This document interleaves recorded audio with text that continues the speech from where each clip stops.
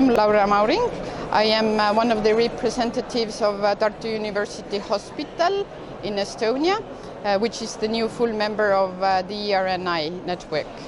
And in Estonia, I'm an ophthalmologist and resident in medical genetics.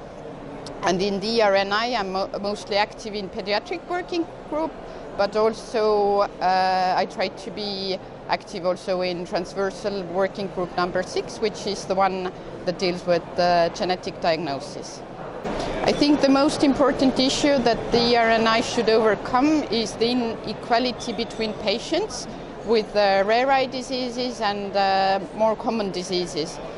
This inequality can be encoded, for example, in time to diagnosis, also in time to recognition of disability, and of course for treatment, which is, as we all know, is not very available for rare diseases.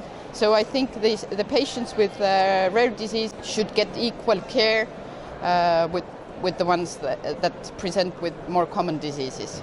The main challenges of the network is the spread of the knowledge about rare eye diseases in general public and among politicians and of course physicians who don't encounter rare disease patients on daily basis. And I think this is where the consensus documents and recommendations come in handy, or guidelines come in handy, because this actually helps with the management of rare disease patients.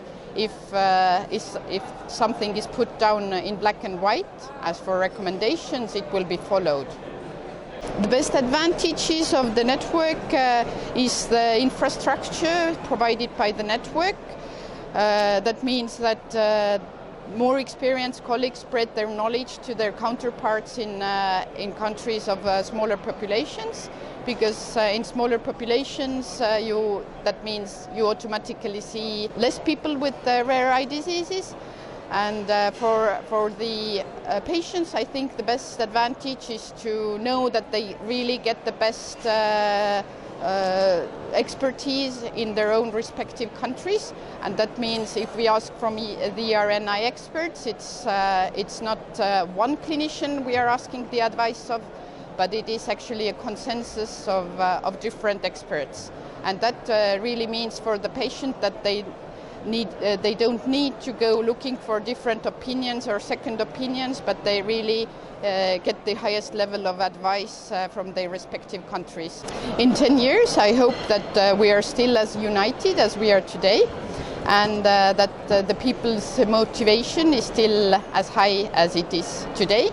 And I'm sure that the feeling of this being one team and being a team member is really the hard work of ERN-EYE team under the leadership of Helen Dolphus.